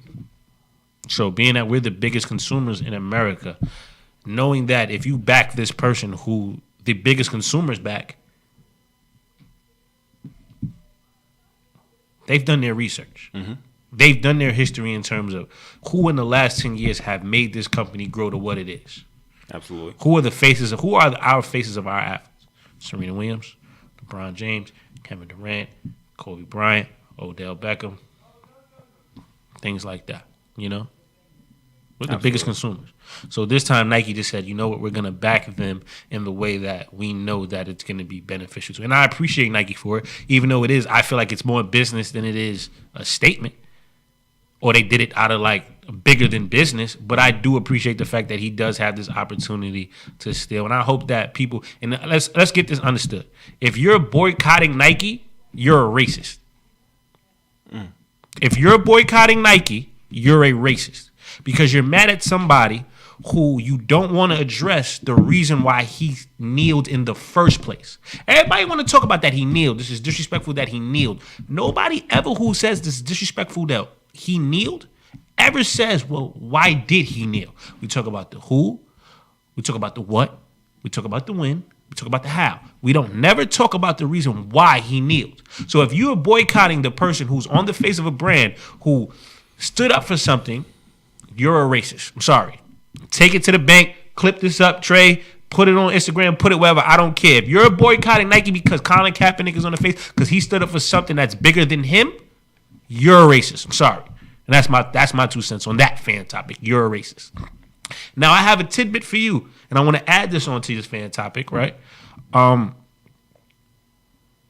will the league withstand? Now, answer your question, but how will the league also withstand? Because now you have two people boycotting. You have the people who are boycotting Colin Kaepernick because of this, and you're having people boycott because of you're not backing Colin Kaepernick. So now you're getting both boycotts from both sides, right? And the result is still the same, that they're not watching. And here goes a statistic for you since you like numbers, right? In the last 2 years, youth football enrollment has been down in the country 38%. Now, being that we're we get our product solely from America, and you just took a 40% hit in youth, NFL, where are you going to get your product from? The floor is yours. Okay. I appreciate your response, brother. Thank you. Great response. I applaud Nike on the strength of foreseeing something. And what I mean by that is they understand that they may take a minor hit now, but they will be a part of something huge in 10 years. Something huge in 10 years. And what I mean by this is this.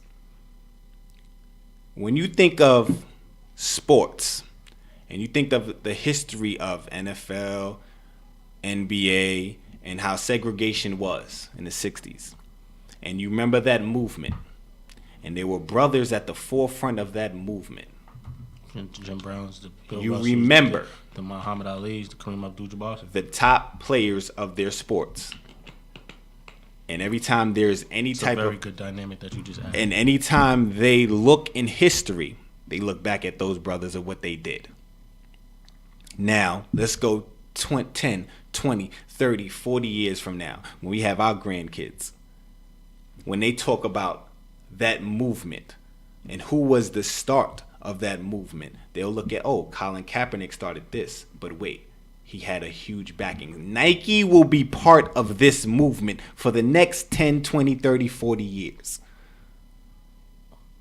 They know exactly what yes, it was a great move. I applaud them. I appreciate it. At the end of the day, it is a business. So they set themselves up for something huge to take a minor hit. This goes in life with anybody. Sometimes you do have to take a few steps back to take 10 steps forward.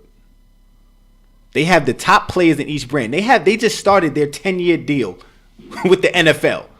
If you feel real bad, give us our money back and tell us we don't want the endorsement. You got the president tweeting out, and you got this person tweeting out. You got fans. But if you feel this strongly, if we're that wrong for doing this, for backing something that's really not detrimental to who you are, give us our money back. Tell us you don't want our endorsement. They're not going to do that. They're not going to do that. So with that being said, Nike knows they set themselves up. They keep on progressing. They know exactly what they're doing. Like you said, they know their consumers. Now, I was watching, before I answer your last question, I was watching ESPN not ESPN, FS1 before I got here. And Jason Whitlock, he had some things to say. He wasn't too sure about this whole campaign and everything. And he asked, the question was, that slogan, which is stand for something. Stand for something. No, it wasn't. Stand for something, or even if it means sacrificing everything. He said, would you tell your kids that? Now, he had 4 other people on the panel, 3 other people on the panel, and they all said yes. Why? Because he was looking at it as, oh, that can mean anything. Yes, our kids can be a little, naive and stuff like that. Doesn't mean anything. Just because you stand on, oh, I want to go fight. We're not talking about that. We're talking about what your parents instill in you, what you learn, what you do, right from wrong. So those certain aspects, yes, I would tell my child that. I don't have any children, but I would tell my child the same thing. My dad told me that as a kid, so I thank my father for that. We need to take a break, commercial break. We'll be right back with more topics here on IBNX Radio, and we'll jump right back into this. BNX, IBNXradio.com. The station with the best music. Best music. I love the music. Best music. Hey, what's up? It's Jay-Z. Hey, I'm Mariah Carey. Hey, it's Katy Perry. It's your boy T.I.P., man. Get it. It's your boy Sean Kingston. What's up, y'all? I'm Beyonce. This is Nicki Minaj, and I'm in the mix with IBNX Radio. Okay, thank you. You're back here on IBNX Radio. Appreciate it. Here on IBNX Radio. Again, before we get back into it, I do want to shout out our music, our new music for the show by Echo. I appreciate it. Echo Music. It was great. I love the instrumental. I appreciate it. Anything is better than Topics. Here you go.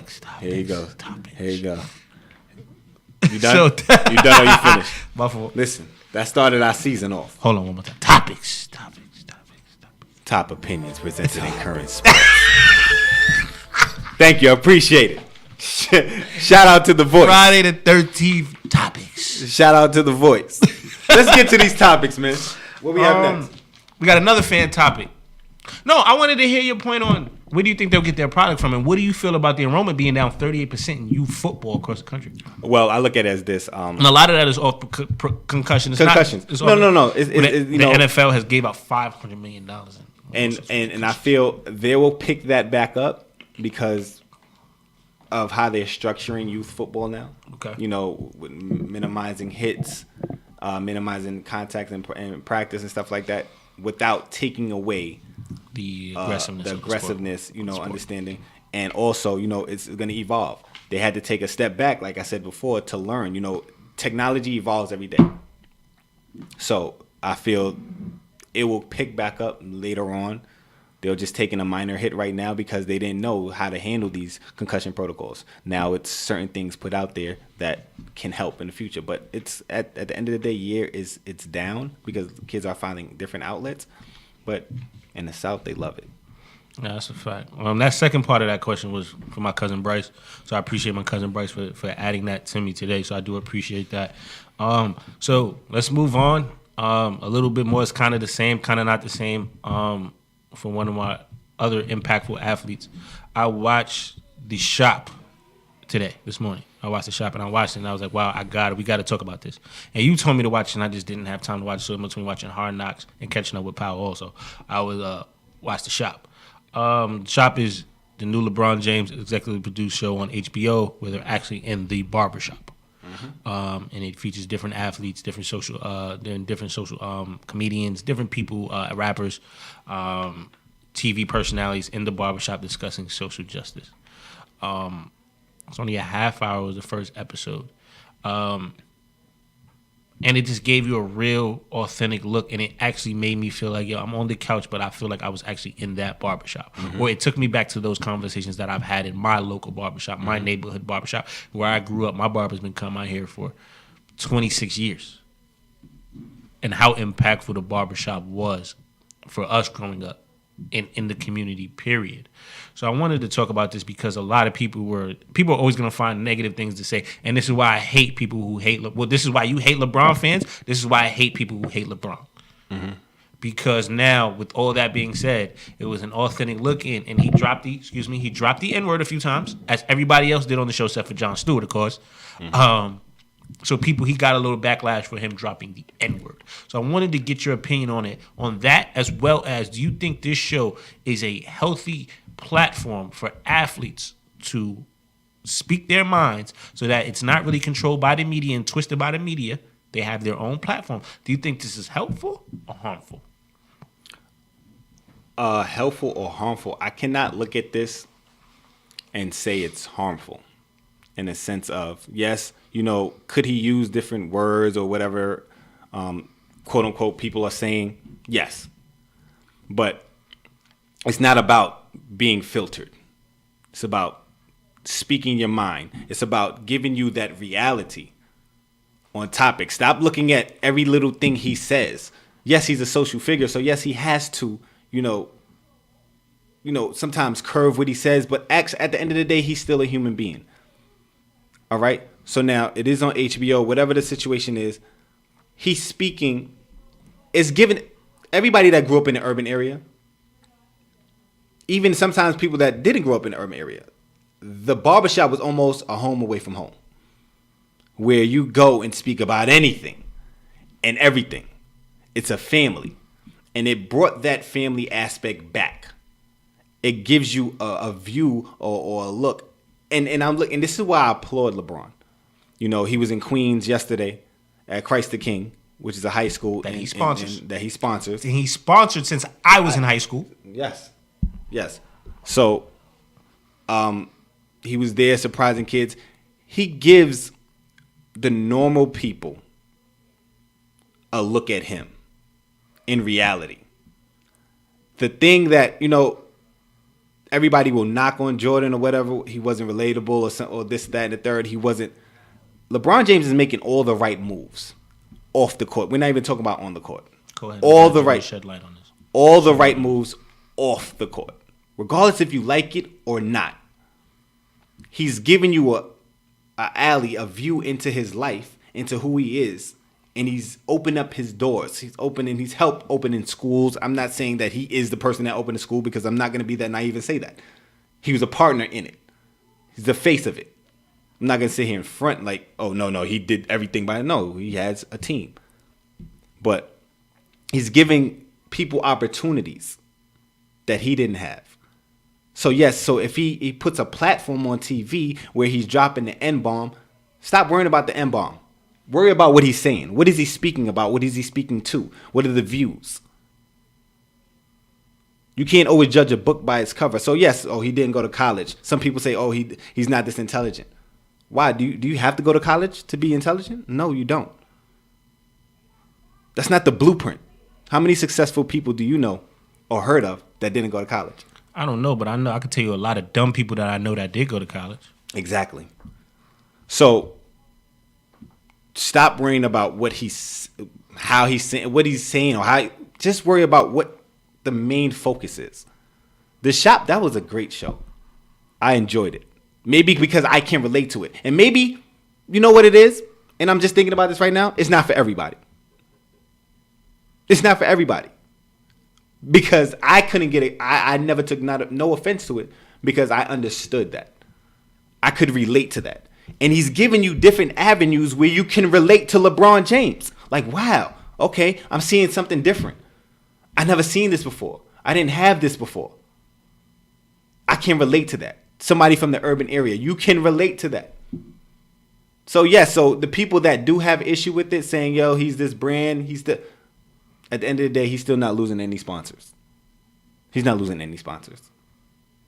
He set himself up correct. He put himself in a situation. If he wants to speak like that and be unfiltered, he put it in the right. He put it on HBO. So it's cable. So if you don't want your kids to watch it, don't put it on. I have no problem with it. So you don't think this would be harmful for any athletes to be on the show and voice their opinion? Harmful for any athlete? At the end of the day, when you're a high-powered athlete, you're always going to get ridiculed.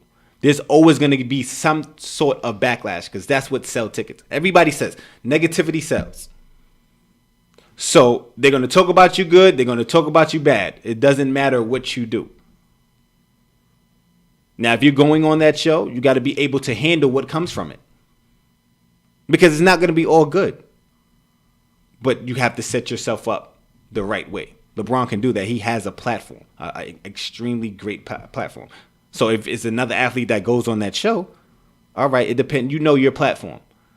If you're willing to take that step, it's just like Nike says. Stand for something. Even if it means sacrificing everything. So it's all about the athlete. You're gonna get ridiculed regardless. But also, I want people to understand this too. When one door closes, a window opens up.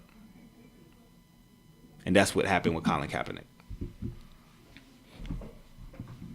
I mean, I agree with you 100%. I love the show. For the people who are upset for him using the N-bomb, I feel like it's a generational thing when it comes to the N-word. I feel like people from a different generation, that word came from something else. It represented something else. It was a word to hold us back. And now in the further generations, our generations, I can't read that. I don't have my glasses. I'm not going to lie. Our engineers is giving us signs. I can't read it. I don't have my glasses. I don't have my contacts. You're going to have to pull it up and put it on the glass. Or text me, please. And they probably mad at me right now because I'm messing everything up. But just to be for real, just to be serious, that word no longer is a word to use to hold us back or define us. Agree. Snoop Dogg has said it on the show, and that to be, he was like, man, I hate that I'm brainwashed like that, but this is a show that this is what I grew up saying. It's in my music. It's my terms of endearment. We use this as a term of endearment. It's no longer used to hold us back. And now the topic came up, or the question came up to, well, how did you explain to your children when they spray painted that word on your home, LeBron? And LeBron had to break down the differences. Hey, this is not what this means. This means, hey, they're trying to break us down. They don't want us to be here, but we can't let this build. And the fact that he used that, I love the fact that he used it because you got to see him. You never ever saw LeBron do that, ever, or speak like that. And it wasn't that what he was saying was so ignorant, or it was he was expressing himself. He was being himself, a side that you very seldomly don't get because we don't allow it. So I was very pleased to see that. I love the Shop. Draymond Green on the show, Odell Beckham, Candace Parker, Jon Stewart, Vince Staples, Michael Bennett, Gerard Carmichael. Loved it. Absolutely loved it. Snoop, loved it. Yes. Absolutely loved it. I think this is going to be the platform that athletes need. This is their platform. I think this is going to be completely helpful. And then my whole thing with this whole, people are always going to look for what he did wrong. how many? Even though you say he had a team of people who opened the school, he took this further. He first started with the I.P.I.C.S, with the whole academy, with the whole, he's going to put 3,000 kids in college. Now he built a school on top of that. That way they can go to college for free. If you leave that school, you go to. Now, how many athletes have we had? Now, I mean, I'm not going to blame our former athletes, because not all of our former athletes who stood in the forefront, and we go back to the Jim Browns, the Bill Russells, the Kareem Abdul-Jabbars, the Muhammad Alis, they didn't have the capability to do that, right? But they set it up for LeBron. They set it up for LeBron to do that. But think about all the athletes that did not jump on the opportunity to do that did. Because some people do it in different ways. People do it in different ways. But my whole thing is that is something that is so phenomenal that I feel like didn't get enough praise, even though he was. If there wasn't, not to say like, even though he had a team who helped him, he didn't do it by himself. But if he had to have the vision, like, I want to open up a school. You think he did it? I think so. I don't see the benefit of him opening up a school in terms of where, as a businessman, if you're looking at opening up a school, it's not a for-profit school where you're going to get money. I've worked at a for-profit school where you're going to benefit of this, you know? Understandable. So that's my take on it. All right. We're a little done with the seriousness. So we're gonna we do appreciate that, though. Those fan topics. Submit each and every week. Please, we'll do Next another up, video with my Uber driver. What we got? Oh, here we go. You not my Uber driver? Never been. You just said on the video yesterday my Uber driver. No, I never said it. You said it first and foremost. And you didn't say you don't start wasn't. lying. Don't start lying. Yo, Can we get the next topic? Can we get the next topic? I don't know what the next topic is. Oh my goodness. We got picks of the week. Picks of the week. Picks of the week. Sure? Positive? Picks of the week? Am I positive? Do we have picks of the week coming up, but we have Browns record. Yes, because you brought this up. The Browns. The Browns are gonna go undefeated. You mean under what? Undefeated. You're not serious. No, I'm not serious. I'm not serious at all. With the notable additions and upgrades that the Browns have, you know, they're going to be better. You can't be worse than what you were last year, not winning any games. Okay, so in your opinion, what do you feel? What's it going to be, their record? I think they're going to win 5 games. 5 games? 5 games. 5 games. 5. Okay. 5, maybe 4. 5. Okay, you're realistic. I'm glad at that. I got them going 4-12. Okay. Possibly 5-11. Okay, so we're even on this one. So and you talked me off the ledge. I said they was gonna go. What did I say they was gonna go? 7-9. 7-9. I was like, what? Did you see then this I looked at their schedule and I was like, yeah. No way. Nah, you don't go from winless to 7. You don't go from 1 win in 2 years to 7 wins in year 3. It just doesn't happen in professional sports like that at all. I want to see them succeed. I want to see them do well. They will do better because you can't do worse, but they will. They will do better. You can stay bad. You can stay worse. You went from winning 1 game to not winning a game. Yeah, so you can stay the same. I thought they're gonna go winless again. That's crazy. That's insane. But we do okay. So we do agree on that. Okay, not a problem. Okay, now let's go to picks of the week. Picks of the week. First game. Home team, Atlanta Falcons. Play tomorrow. Anybody tune in Thursday? Tomorrow, 8:20 is kickoff. Oh, I get home NBC. from work at like 10 o'clock. I'm gonna watch that until 2K midnight. Yay. Who you got? Eagles, Falcons. I have Falcons. You have the Falcons. I have the Falcons winning. The Falcons they got better. They were good last year, and they got better.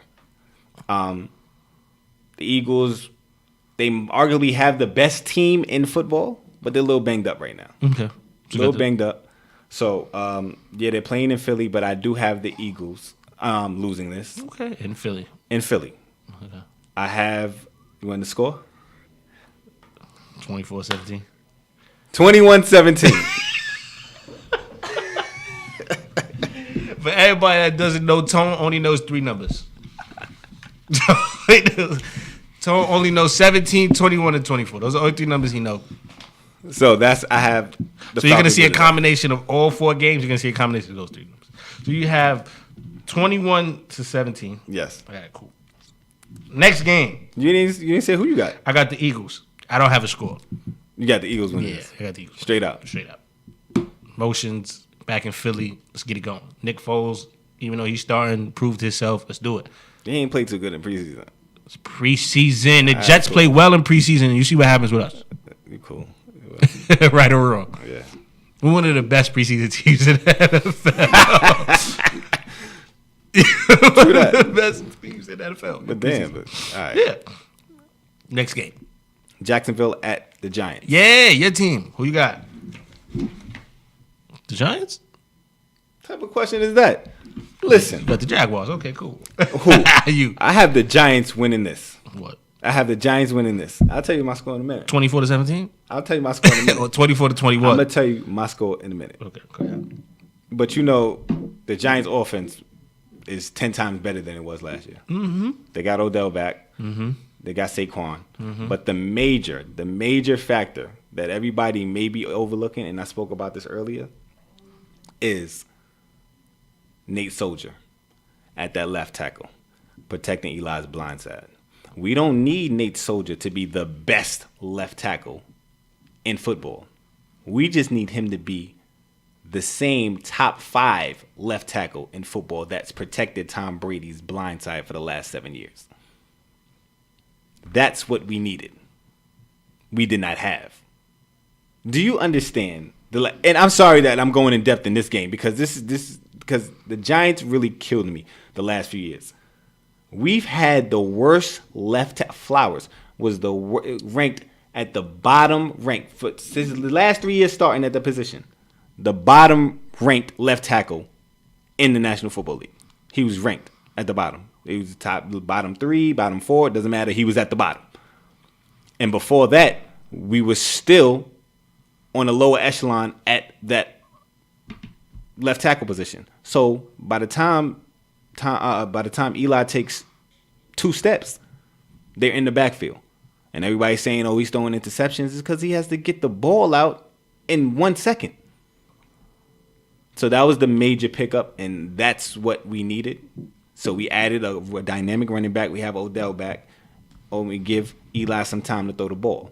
Now, with this being said, we are facing one of the scariest defenses in the NFL. Okay? And I'm not taking anything away from that defense. Okay. But then it all boils down to quarterbacks. You got Eli Manning. And Blake Bortles. And we're playing in New York. So with that being said, I'm going to trust my 2-time champion and MVP, Super Bowl MVP, Eli Manning. And I have the Giants winning 17-13. You learned a new number. Look at him. You learned a new number. I'm proud of you. Who do you have? The Jaguars. So that's 2 games that he's going against me. Yeah. What's wrong with that? 2 games. So we're back to normal. 2 games that he's going against me. Yeah. We're going to note that. So he got the Jaguars. I got the Jaguars. I think. And the Eagles. I think that Giants offense is going to take a little minute. Okay. I think it's going to take a little minute. All right. And you are facing one of the top 3 defenses in the NFL. Absolutely. And I think like Jalen Ramsey has like a chip on his shoulder. They have very good corners, pass rushers, pretty good linebackers. Telvin Smith. They have a great defense. Yeah. But they were the Jacksonville Jaguars were a quarter away from the Super Bowl. But I tell you this: if Eli if Eli does not turn the ball over, they won't lose the game. Because usually synonymous with all sports. No, because sometimes if your defense can hold them off the field, like they have Blake Bortles, their defense usually scores at least 10 points a game. Their defense. And they win like 13-7 or 6. Okay. We'll see. We will see. Next game. I like this game. Dallas at Carolina Panthers. Who you have? The Panthers. I have the Panthers. I like the addition of DJ Moore, wide receiver. I think Cam Newton is going to come out. I don't know what Dallas is going to do. I think Ezekiel Elliott will have a good game, but I'm not too sure what Des Bryant we're going to get. Jason Witten is gone, right? Retired, right? Mm-hmm. Yeah, I'm just not sold on the Cowboys. Yeah, I'm going with the Panthers. Okay, so we agree on that one. Oh. I have the Panthers winning. Want my score? 24-17. 21-14. So now you learned new numbers because you broke up the numbers and took out the numbers individually and put them together in different places. All right, good for you. All right, what was the number score? 21-14? 21-14. Okay, good for you. And the Monday Night Football game Oakland. Well, the Rams at Oakland. Who do you have? Arguably one of the best defenses. And I think it's going to probably lead the league in rushing this year, Todd Gurley. I'm going with the Rams.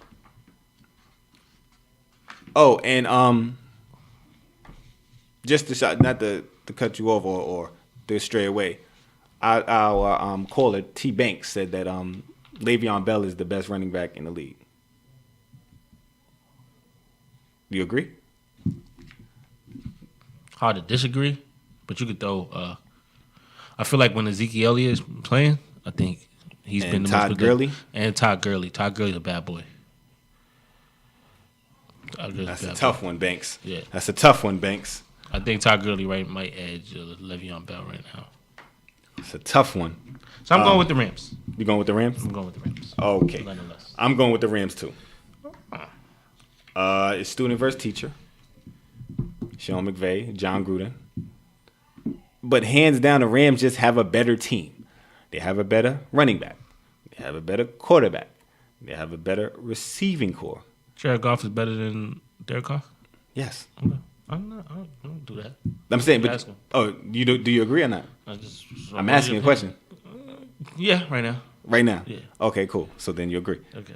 All right, thank you. They got a better defense. Because they traded away their defense. They traded away their defense. They traded away their defense. So yes, I have the Rams winning this. This is Monday Night Football as well. So I have the Rams winning 24-20. Learned another number. Look at you. Listen, I'm trying, man. I'm trying. I really want to add this game. Can we add a fifth game? Absolutely. Because we're tied right now. Absolutely.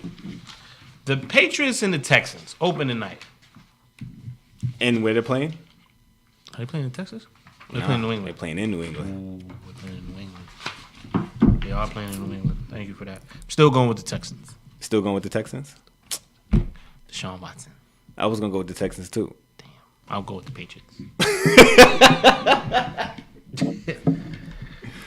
I'll go with the Patriots because we can't be tied up and we can't be agreeing on all this stuff. I'll go with New England. Even though I might buy a Deshaun Watson jersey, I'm going with the Patriots. We're going with the Patriots. Okay. All right. So those are our picks of the week. Primetime games. Game of the week. The game of the week is Dallas and Carolina. Then Monday Night Football. Rams at Oakland. All right. Yep. What we got next? So next up, we have to take a break. All right, let's do it. Lord, let's keep it going. Allergies in here, Lord. What you doing? You all right? Jesus, I don't know what's going on. I'm sneezing. I don't like it. Early pick for offensive and defensive player of the year. I just picked my offensive player of the year. Todd Gurley. Todd Gurley. Okay. Todd Gurley. Defensive player of the... No. I'm lying. Offensive player of the year. I think it's going to be Aaron Rodgers. Healthy. That was going to be... Okay, so then I'm going Todd Gurley. I can't be picking with you. I'm going Todd Gurley. I can't do this. We can't be agreeing. That was my offensive Todd player. Gurley, offensive player of the year. Mm-hmm. Defensive player of the year. I'm going to just throw this out there because I know you're not picking him. Mm-hmm. I'm going to go Jalen Ramsey. As a cornerback, right? It's impossible. It's impossible. I hear you. I wanted to pick because of what just happened. I want to pick Khalil Mack. I thought about Khalil Mack, and I even thought about the Ndamukong Suh. But I was like, them sweeping that award as a team, it's gonna be tough. But that's why I was gonna go Khalil Mack, but I don't think they're gonna win as many games. So my pick was Suh because he has 1 year, and he has that other guy that we've spoke about. I just switched it up the last minute because I felt that you was going to pick him as well. I was going to go. I got to cross out Aaron Rodgers as well. See, there you go. So I have Suh on the defensive end, and I have Aaron Rodgers. I can read that. Thank you. Aaron Rodgers on the offensive side. Rookies. Obviously, we're going to Saquon Barkley. I got Saquon Barkley. Who's your defensive player? I don't know. I'm up in the air with that. Who do you have on your list? I didn't have my list. I got Bradley Chubb out of the Broncos. Think so? Pass rush is gonna be crazy. I like Bradley Chubb. On the end, I like Bradley Chubb. It's hard not to like him. It's hard not to like him. So that is a good pick. Thank you. Can't even be mad at that. I appreciate you. Can't even be mad at that. Before we end the show, we got to throw some baseball in there. So Barry Bonds up for the Hall of Fame. Where does he deserve to be in the Hall of Fame? 1, and 1B. Where does he rank all time? In terms of baseball players? Mm-hmm. Ever. First question is, I want to see Barry Bonds in the Hall of Fame. He's not going to get in the Hall of Fame just because of the performing-enhancing drugs that he tested positive for. So I get that, but so do you think I think he deserves it. You think he deserves it? I think he deserves it. Okay. Because at the end of the day, if you take performing-enhancing drugs, it's not like it's a movie. I get it. But as you get older in your career, your body breaks down. So those drugs may be taken as just ways to maintain that body that you have. It gives you a little bit of extra power and all that stuff. But you still, I just feel like, come on, man. How many MVPs he got? 6. It might be 7. Insane. It's insane. The all-time home run leader. Come on, man. I think he deserves it. There's so many people that used other things, and I think he deserves it. I don't think he'll get in because of that. I think they're gonna say he tarnished the game, and they're very strict on that because Pete Rose still ain't in the Hall of Fame. The Pete Rose had nothing to do with no PEDs. Yeah, but I mean, gambled on his game, on himself, not on the game, on himself. They're gonna let him in after he passed. He's not gonna be able to see himself. In. Yeah, that's gonna be messed up. Yeah, but I would like to see Barry Bonds in the Hall of Fame. Where does he rank? It sucks because betting is legal now in certain states. But go ahead. It's hard to rank him. It's just hard. Just because I didn't grow up playing baseball. Mm-hmm. But I mean, top 5, maybe. I don't know. You got, who was the greatest baseball player ever? They have Willie Mays, Hank Aaron, Babe Ruth. Ted Williams is in that conversation. Ty Cobb, Cy Young, guys like that. When you name awards after, he's definitely, I think, top 10. Mm-hmm. Ken Griffey Jr. He left on Griffey in there. I just wanted to look. Griffey not top 10? I couldn't wait. Griffey not top 10? No. He not top 10? It's bad, and it hurts me to say that, but no, he's not the greatest center fielder to play basketball. All right, Willie Mays, greatest center fielder. All right, cool. So 9 positions. I don't know, but no, I get it. I get what you're saying, but I mean, would you put him above A-Rod, Ken Griffey? No, just because A-Rod won. So then you can't put him in Derek Jeter because he didn't win. But I get it. Just before we wrap up, it sucks because I want him to get in. I think he should get in because if you take those last 3 years of what the PEDs did, those first 8 or 9 years he was a Hall of Fame already. First 89 years because he's been in there forever. Before the last 7 years when they claimed he was on PEDs and he was doing this, his steroids, his head grew, whatever. He was a Hall of Famer before that. Way before that. He had 4 MVPs already. So it sucks. Is another one. I don't think he cracks the top 10 yet, though. Nah. But one you just got to talk about greatness. Yes, I think he should get in. It sucks that he won't. And then I have him second, maybe all time. He's second? Second or third. Second or third. What? He's arguably the greatest baseball player of our generation. We're in 2 different generations. Listen, season 2, show number 1. We're back, better than ever. I'm sorry. We appreciate all the fans. First and foremost, we the same generation. I don't know what he's talking about. We are not. I don't know what he's talking about. I don't know what is he talking about. I didn't grow up in the crack era. You did. We're 2 different generations. That was a bad era. But it's time to go. We love y'all. We appreciate y'all. I'm Tone Taylor. I'm Chris Harris. Appreciate you guys for tuning in. Topics out.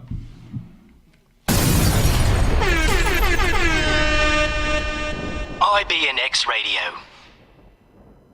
Take a look.